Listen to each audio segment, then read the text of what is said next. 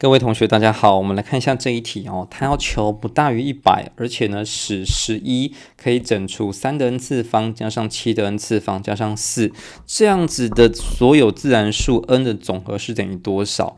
那同学，我们通常面对这种呢，这个要整除某个指数函数的时候啊，尤其是这边多个的时候，那我们通常呢，可以使用的策略就是看一下到底呢。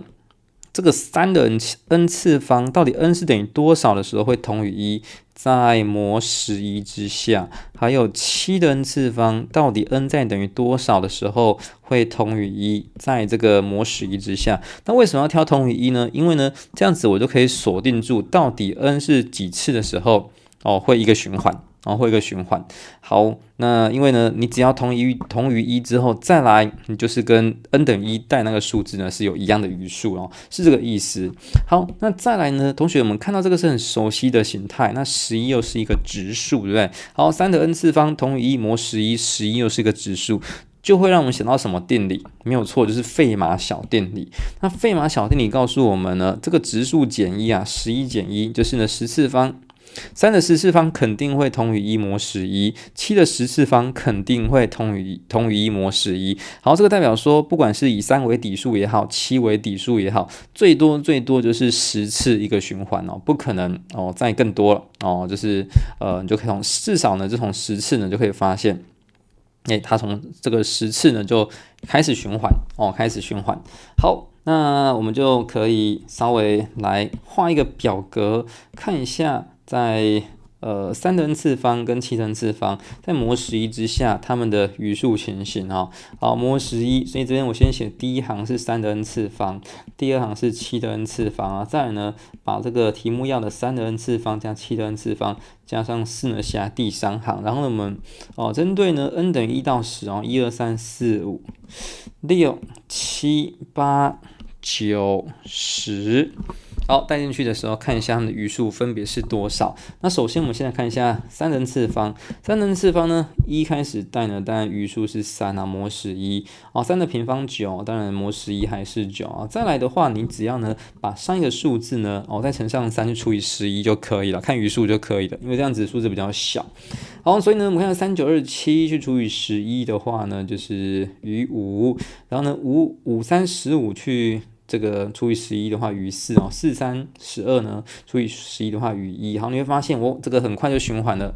以3的 n 次方来说的话，5次这个循环了。所以呢，剩下呢 n 等于6、7、8、9、10的时候，你就可以照抄了。这一定都是一样的，3、9、5、4、1。好，这个会重复出现。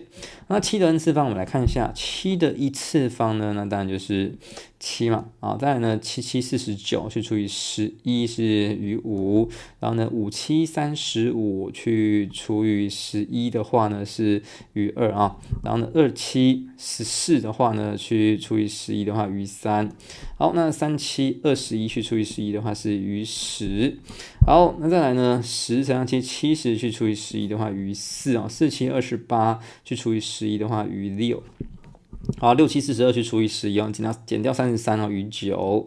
那9、7、63去除以11 55余8 8、7、56，剩下这个一定是1，我不用算就知道是1不然就违反费马小定理所以这个一定是1。好，那再来呢，我们就把这两个分别加起来这里每一栏把它加起来，再加上4，所以呢，最后呢你可以得到呢，这个是余14啊，然后呢，这个是余18。这是余11这可以这是我们要的会整除以11会整除这个是11这也可以这是15这是11这也可以。好，然后呢这是19，然后这是18，然后呢这是16，然后这是6。好，所以你会发现在1到10就只有3、4、6是可以。接下来呢是每10个会重复出现，所以呢下一组就是13、14、16，然后呢一路呢你把它加起来到100以下，所以呢这相当于是什么？相当于是我们所求就是 sigma。